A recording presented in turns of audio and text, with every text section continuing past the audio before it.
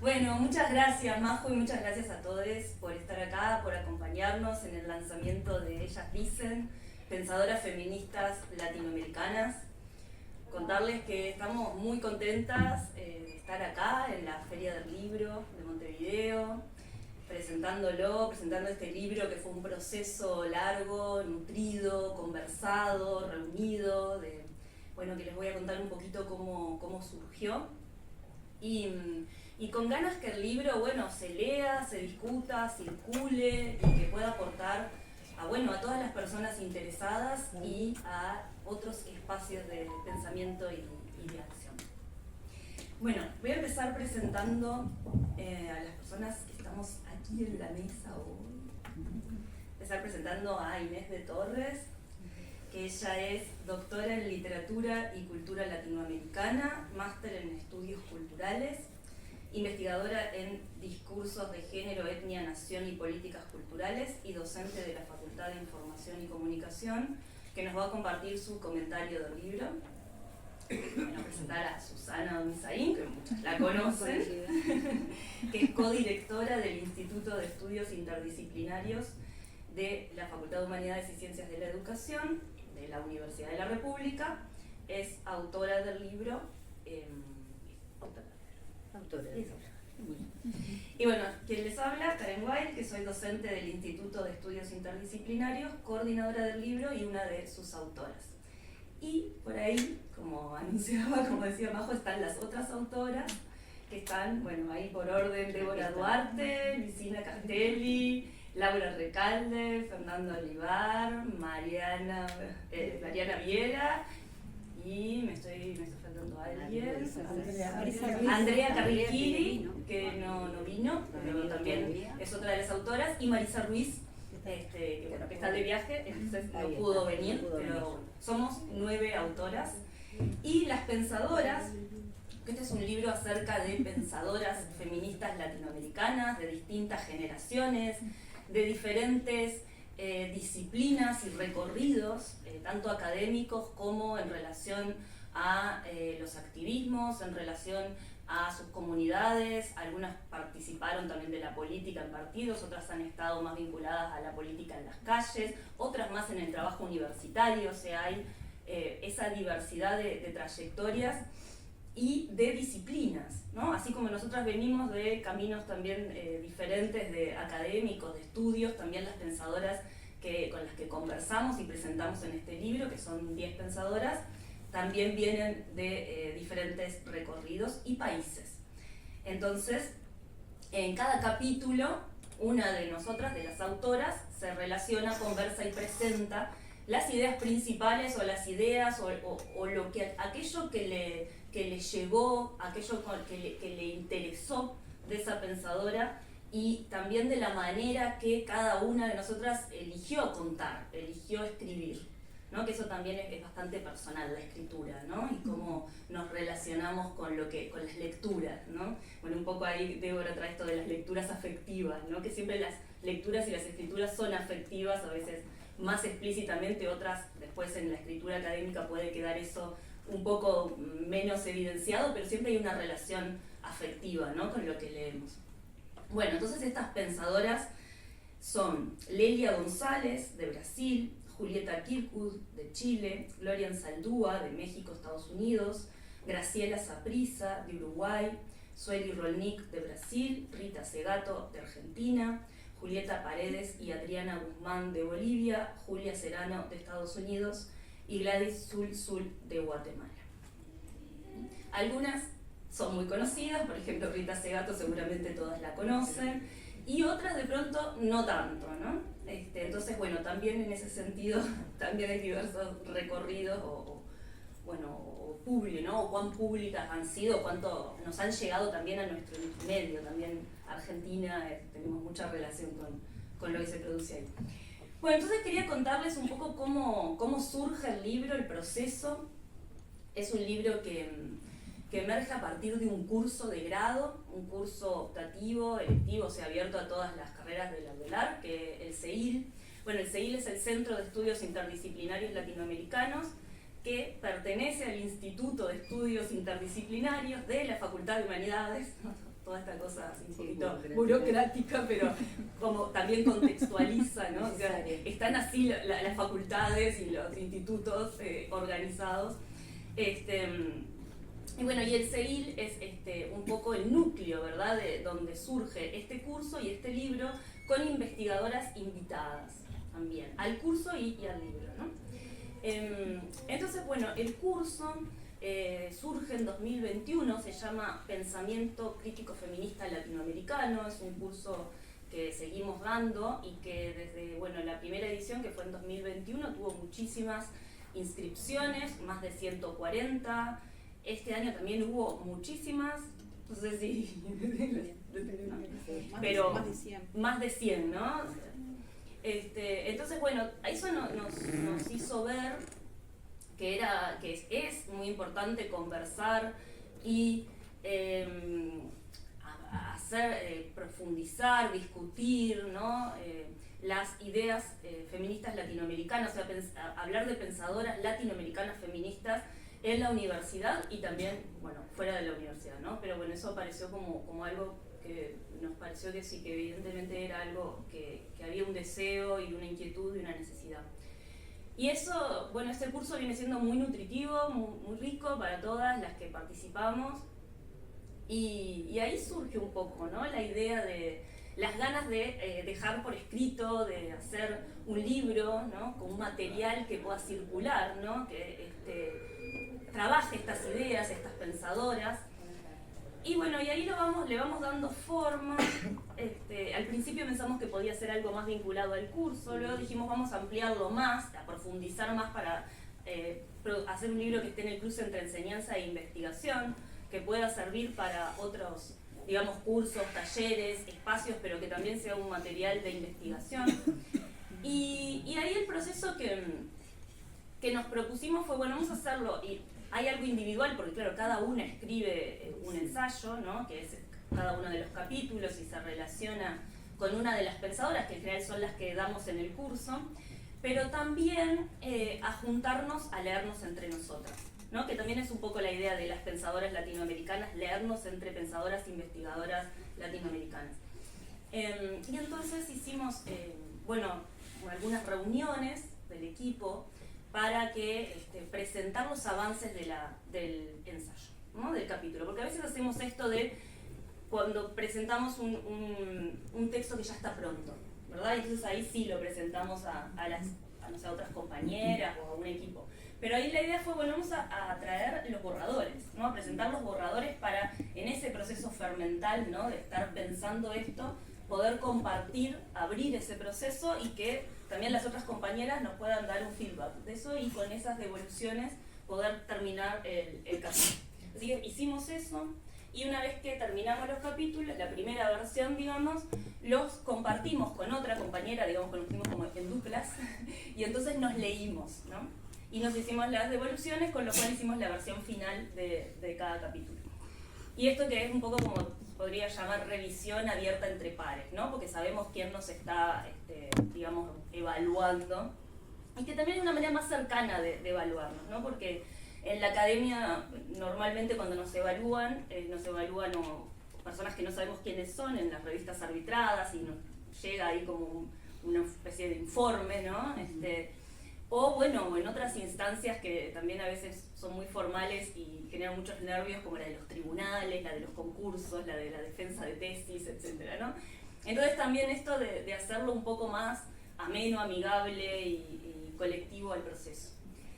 Y bueno, así llegamos a tener el libro y Márgara, bueno, Márgara Millán hizo el prólogo, que es una docente de la UNAM que ha venido al CEIL, a la maestría que tiene el CEIL de estudios latinoamericanos a dar algunos cursos. Y bueno, ella hizo el prólogo y bueno, quería traer una frase de ella como para ir un poco ahí cerrando esto, que les cuento, en donde ella dice: la diferencia es la única forma de hacer germinar un nosotros para el tiempo presente.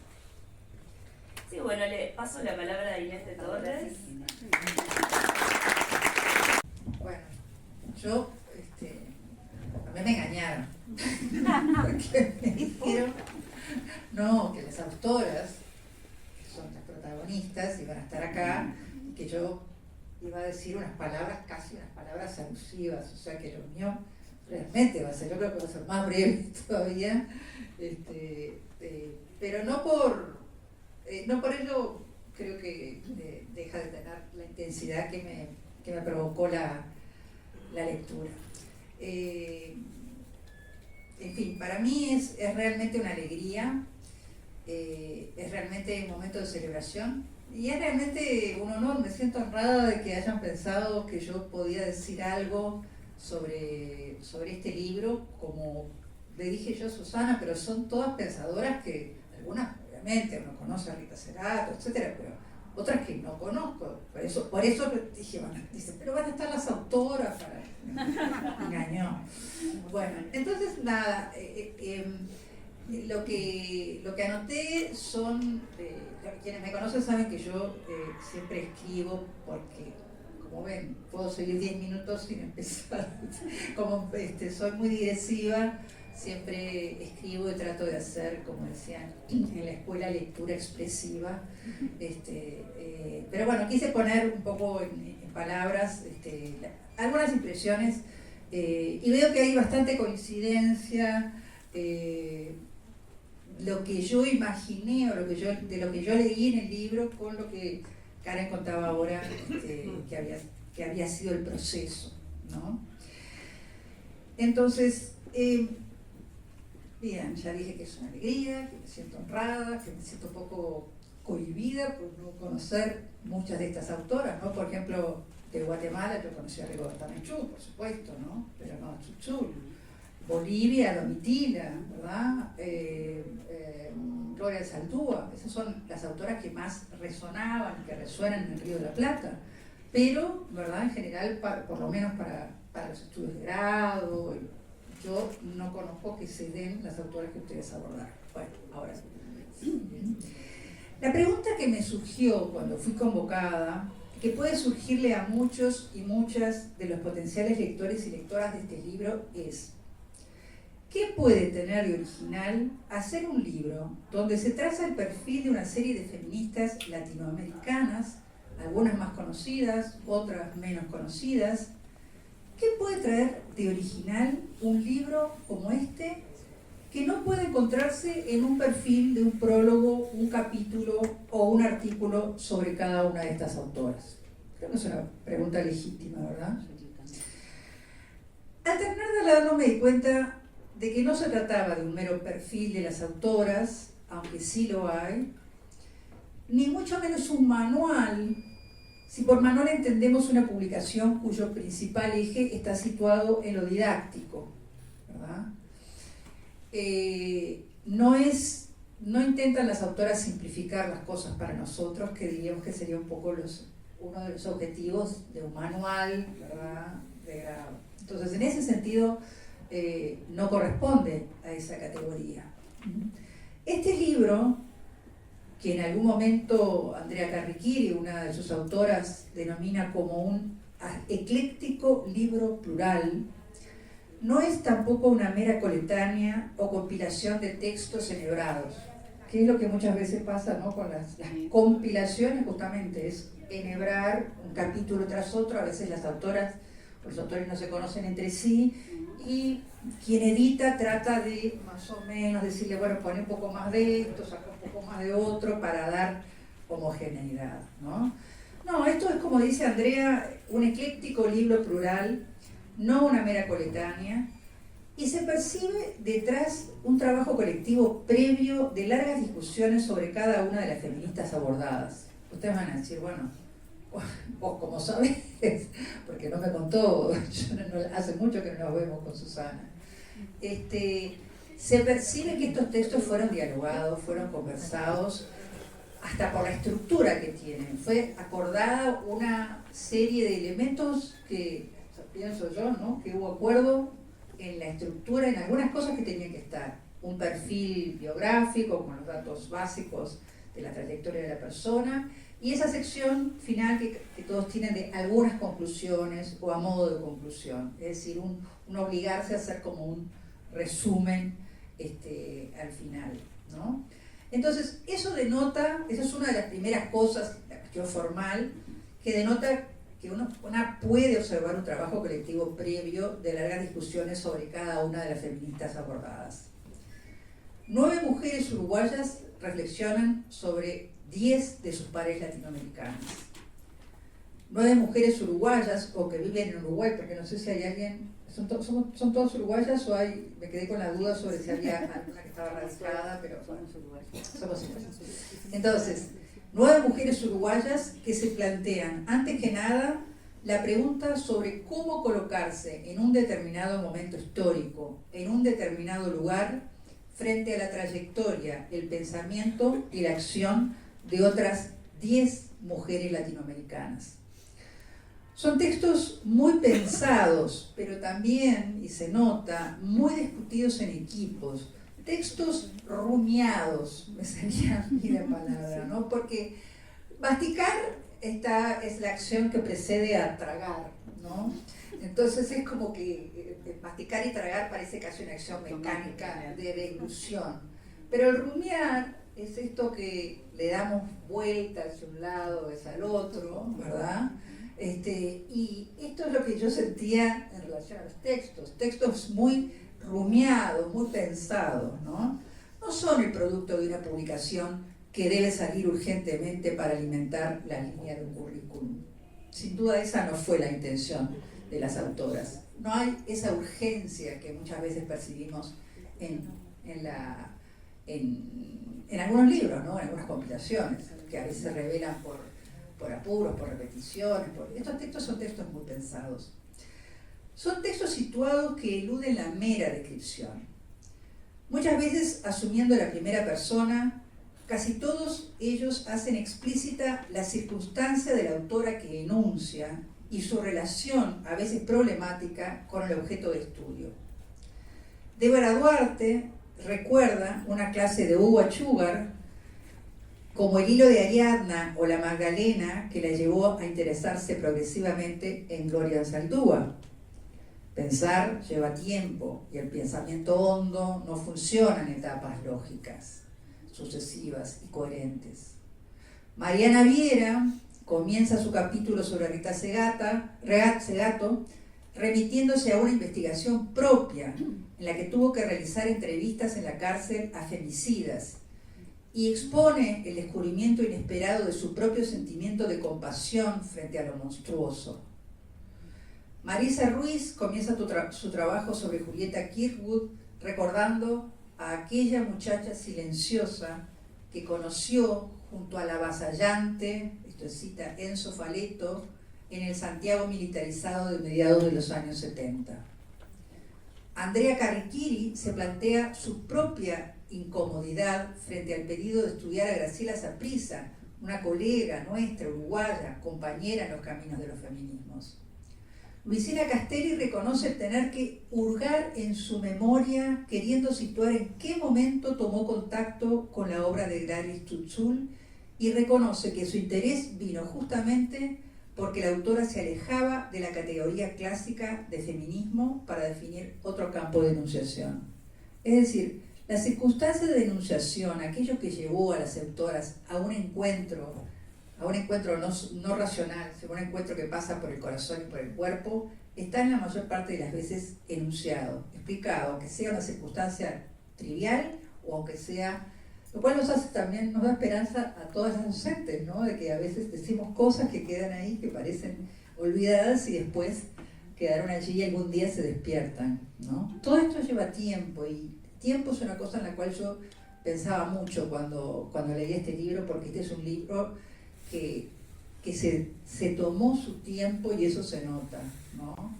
Vivimos en una lógica de los artículos arbitrados, de las corridas de los plazos del Sistema Nacional de Investigadoras, del no poder desarrollar cosas que nosotras creemos que son valiosas, pero que dicen, bueno, pero esto no viene al caso, ¿no? Y este libro es un espacio de libertad en el sentido de que nos permite salir de esa lógica. O sea, por lo menos yo lo sentí así, ¿no? Acá se dice lo que se quiere sin estar más que en conflicto quizá con una misma, con las escritoras, y bueno, y discutiendo con el equipo y con la propia autora. Los ejemplos anteriores no deben conducirnos al error de que se trata de autoras latinoamericanas cuya obra es abordada de modo hagiográfico. Todo lo contrario. Las contradicciones de las autoras, las incomodidades y rechazos que a veces generan, junto con el interés, no son ocultados por quienes escriben, son exhibidos como parte de la reflexión. Otro desnudarse, ¿no? Así como ese desnudarse de decir cómo llegué a esto, por qué me interesé, o reconocer, me interesé en aquel momento y no sé bien por qué. Y después lo encontré y me di cuenta, porque así funcionamos, ¿no? O sea, luego tenemos que poner en artículos ilustrados, todo, pero así funciona nuestra cabeza y nuestra vida, ¿verdad? Nuestro cuerpo, nuestro corazón, nuestras palabras. Y otra cosa que exhiben, además de esta circunstancia de encuentro con las autoras, es las incomodidades y rechazos que la propia autora de pronto despierta. O sea, no es un artículo donde todo cierre y se diga, bueno, sí, existe. Las propias autoras expresan casi desde la piel su desagrado o su incomprensión frente a alguna de las autoras, algunos de los aspectos de las autoras que estudian, ¿no? Las contradicciones entonces de estas autoras, las incomodidades y rechazos que a veces generan junto con el interés, no son ocultados, sino que son exhibidos como parte de la reflexión. Susana Dominzaín no esconde los cargos de violencia de género contra su compañera Adriana Guzmán que Julieta Paredes enfrenta en la justicia boliviana, llevándonos así, consciente o inconscientemente, a pensar en la política de la cancelación, sus alcances y sus límites. Karen Wilde reconoce al estudiar a Zueli Rolnik que, cito, la subjetividad se vuelve un signo de interrogación y se produce un malestar, estoy citando también, que convoca al pensamiento creación porque, para procesarlo, necesitamos encontrar nuevas formas que puedan expresar lo que nos afecta y así materializar los mundos larvarios, adjetivo que también me gusta mucho en este contexto. Una fuerte dimensión ética está también en el núcleo de estudio de la reconocida feminista Rita Segato que lleva adelante Mariana Viera, cuando se pregunta más de una vez, pero es fuerte esta afirmación, ¿por qué entrevistar a varones femicidas? ¿Debemos escucharlos? En lo personal, las autoras que más me interpelaron, quizá porque eran las que yo menos conocía, fueron Lelia González, con su concepto de amefricanidad, analizado por Fernanda Olivar, que no duda en calificar esta noción de potencia epistémica, y por lo poco que conozco, que es lo que escribe Fernanda, así parece ser. Y el pensamiento de Julia Serano, analizado por Laura Recalde Burgueño, sobre los aportes de los estudios trans para pensar los feminismos latinoamericanos. Tal vez no es casual que sean las autoras menos conocidas por mí, y tal vez por muchas otras de mi generación, porque a través de un enfoque interseccional apuntan al plexo solar de los feminismos históricos, en especial el segundo, de los estudios trans, obligándonos a repensarnos y a reinventarnos y aprender. Hay mucho para aprender. El libro en su conjunto es un logrado esfuerzo por contribuir a erosionar ese imaginario nacional uruguayo que aún subsiste después de 200 años, y construido por los estados nacionales que postularon como central a un sujeto masculino, blanco, heterosexual, letrado, urbano. Y también es un intento por erosionar, en cierto sentido, aquello que Ángel Rama llamaba la joya más preciada de la ciudad letrada, que es la universidad. En nuestro país, la academia llegó tardíamente a los estudios de género, como sabemos. La fundación de la Red Temática de Género, que aún existe y funciona, y de cuya creación formé parte, se da hace poco más de 20 años, que en tiempos históricos es muy poquito, cuando en la sociedad civil el tema ya era abordado desde finales de la dictadura. La reciente creación del CEIFEM es otro hito en ese camino. Pero yo quiero destacar la particularidad de la publicación de este libro como otro hito.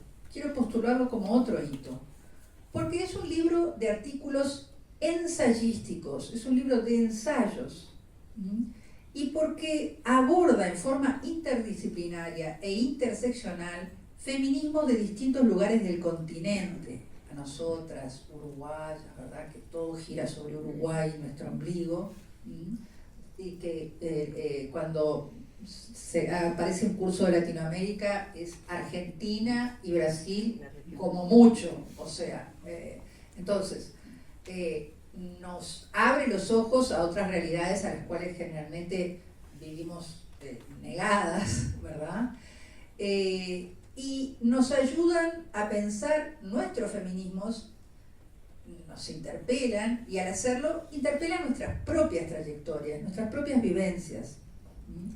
Pero además lo hacen desde una perspectiva que las autoras agrupan bajo la denominación de pensamiento, ¿no? El libro se llama tiene como subtítulo, además de ese título tan lindo, no sé a quién se le ocurrió, pero me gusta mucho, ellas dicen, pero es Pensadoras Feministas Latinoamericanas.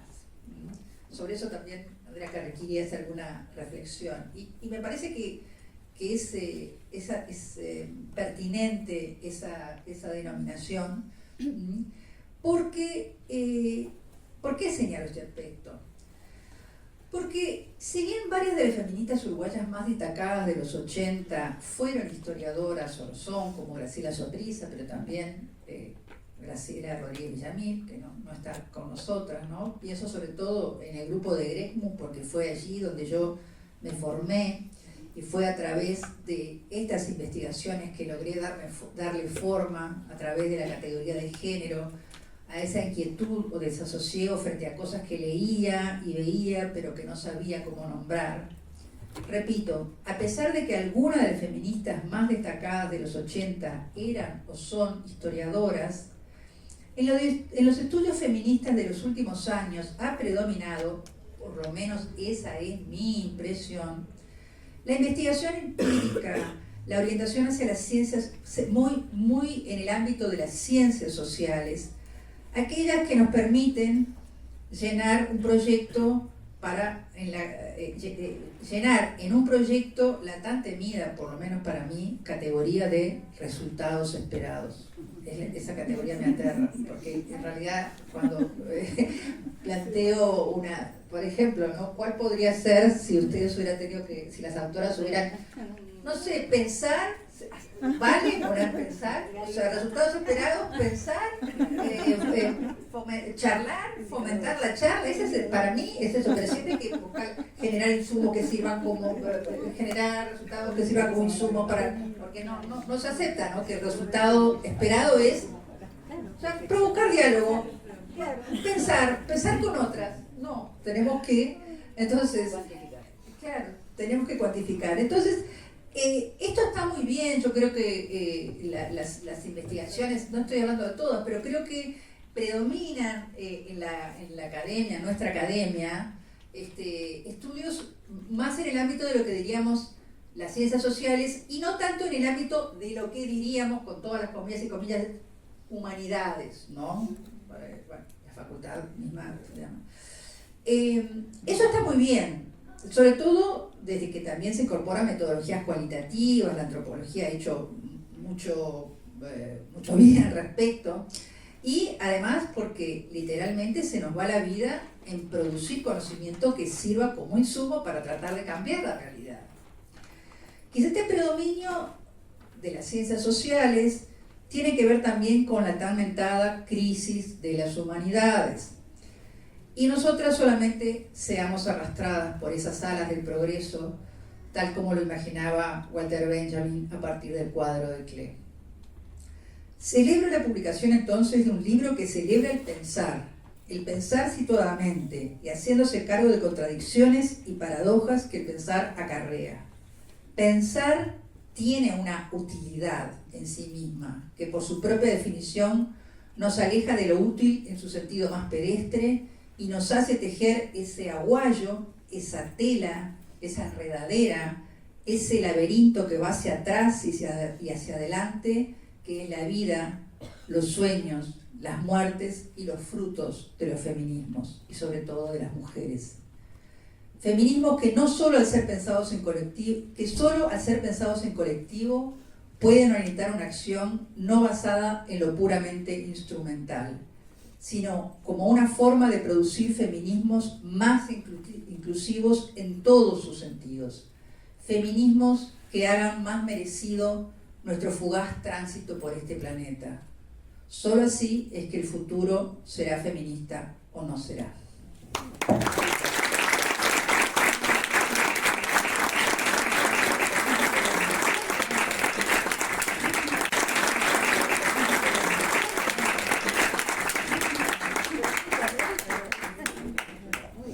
Muchas gracias, Inés.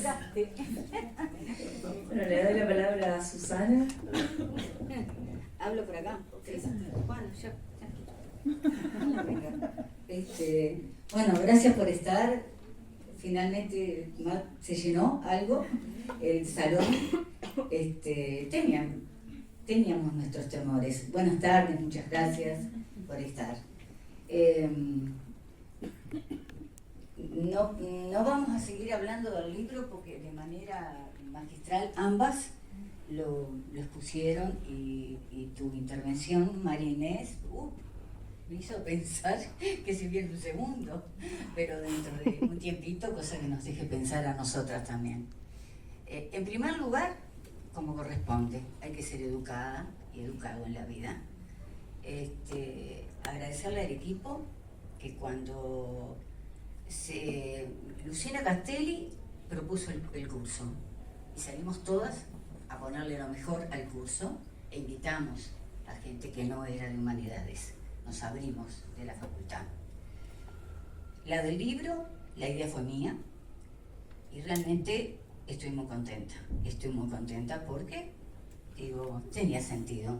Había algo a mí que me decía que el libro tenía que conocer al público, conocer a las mujeres, a los hombres, tener un público más amplio, mucho más amplio. A todas las autoras que religiosas, no es fácil coordinar 9 autoras mujeres. Y esta muchacha, esta colega, lo logró.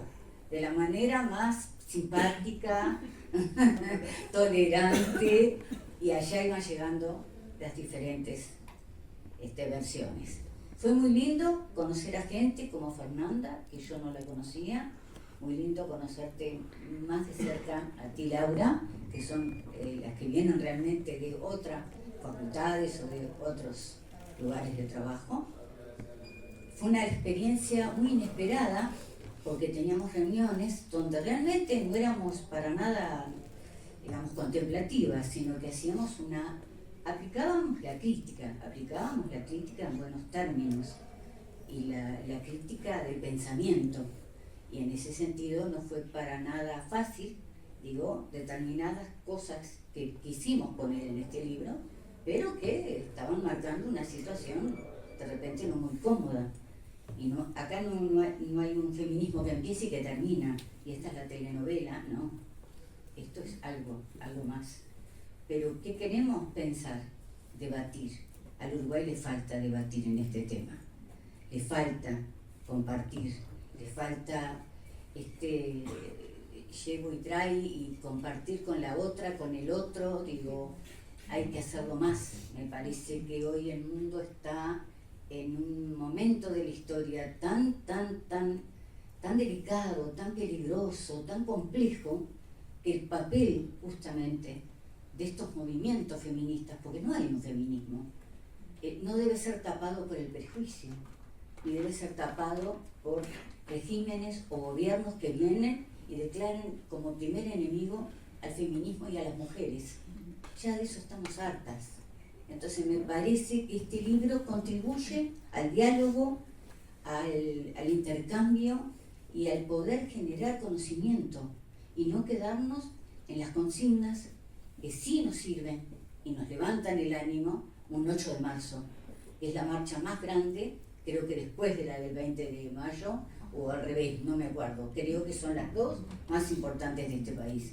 Y no dice menos los derechos humanos, nuestros desaparecidos, nuestra historia pasada y las mujeres. Entonces, fue hecho también pensando en todo eso que está pasando en América Latina, que cada vez está más desigual, que cada vez genera más violencia y hay más violencia, y donde las mujeres estamos jugando un papel muy importante. Dar a conocer cómo en países que no tenemos la más pálida idea que existen, apareció el feminismo. Esas fueron cosas que nos llamaron la atención, por eso quisimos poner estas autoras. Lo que más nos estimuló fue cuando el primer día, todavía seguíamos en pandemia, a través de las pantallas, con 140 personas, varones y mujeres, predominantemente mujeres, que venían con una gran esperanza al curso. ¿Por qué te inscribiste? ¿Qué la llevó a inscribirse? La cantidad de autoras que no conocemos. El ver el pensamiento feminista desde países y autoras que no tenemos idea que existen. Y eso fue un aliento, fue muy lindo. Y esto fue lo que nos fue dando la idea de poder sacar algo más y poder no solamente quedar con un curso de grado, y nada menos que de grado. También, como es conocido el curso ahora y se ha institucionalizado en la facultad, lo quiere la gente de los posgrados. Y eso también para nosotros es un mimo, es un halago, porque acá no se trata de competir con otras colegas, se trata de generar pensamiento. Para eso estamos en la universidad, para eso investigamos, para eso hacemos este tipo de trabajo. Y sabemos que a todas ellas le robamos mucho tiempo, o poco tiempo quizás, porque todas estamos así, muy rápido, todo va muy rápido en la universidad, mucha exigencia, mucho trabajo. Y este libro venía a entrar en ese pedacito de tiempo que nos quedaba, pero que nos cautivó y nos hizo escribir las cosas lindas que escribimos y las cosas no tan lindas que escribimos. Entonces por eso apelamos al pensamiento crítico fraternal que busque la unidad de este feminismo, pero con sus diferencias. Apelamos a este feminismo que debata, y escuche, y a este feminismo que no solamente quede en la discusión de las mujeres, sino también de los varones, sino también de todos aquellos que quieran intervenir. Y fundamentalmente a cuidar el feminismo, porque hubo olas, las famosas olas, y el final fue un tsunami. Eso es maravilloso, pero eso hay que mantenerlo, porque si no, se apaga, porque si no se va, porque si no se olvida, y nosotros eso tenemos que seguir en ese camino. Entonces, este libro intenta estimular eso, el pensamiento, la reflexión, y hacer que avance y que aporte en el sentido de no solamente a los estudiantes, sino que este libro llegue a más cantidad de gente que también está interesada y que muchas veces no se entera que estas cosas las hace la universidad. Ese es otro de los problemas que tenemos como universitarias. Y porque considerábamos que no había un curso de este tipo, muy modestamente planteado, y bueno, vamos a dar la pelea, a ver cómo nos va. Y nos fue bien y nos sigue siendo bien. El agradecimiento a Karen, una joven investigadora, y a quien, se le dio el papel de coordinadora, con todo lo que significó eso, y ya le había dicho. El agradecimiento a la gente de facultad que nos apoyó con la salida de este libro. También el agradecimiento a la atención de Alejandro Gortázar, que es quien representa acá y es el dueño, digamos, el editor de este libro, que quedó muy lindo, que nos gusta, que nos atendió, que entendió lo que queríamos y bueno, gracias a ustedes, muchas gracias a ustedes, por estar hoy acá, en esta maravillosa Feria del Libro. Es muy lindo que un libro de este tipo esté en una Feria del Libro de Uruguay. Y solamente decir una cosa, estamos viviendo tiempos, en América Latina en particular y en el mundo en general, peligrosos, violentos, de cambio, no sabemos si para bien o para mal, y pienso que el feminismo vino para quedarse, hace mucho que vino para quedarse, y no necesita olas, sino necesita ahora una mayor estabilidad, presencia, y eso va a depender de nosotras. Somos más que la mitad, como dice Adriana Guzmán y también Julieta Paredes. Las mujeres somos más de la mitad del planeta. Muchas gracias.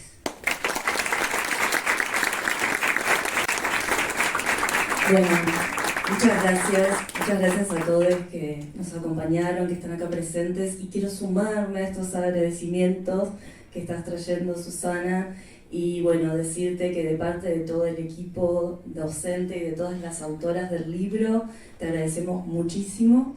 Y bueno, Luisina tuvo una iniciativa de escribir un texto que voy a leer aquí. Ella no sabe.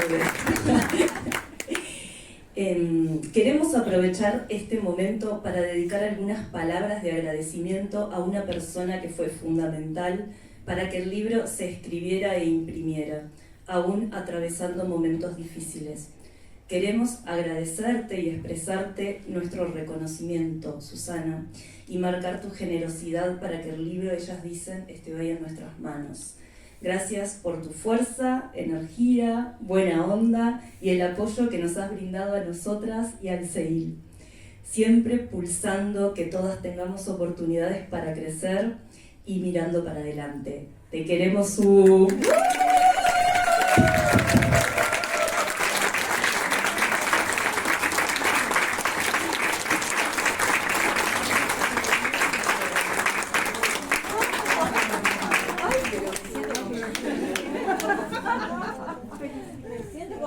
Miss Uruguay. Muchas gracias.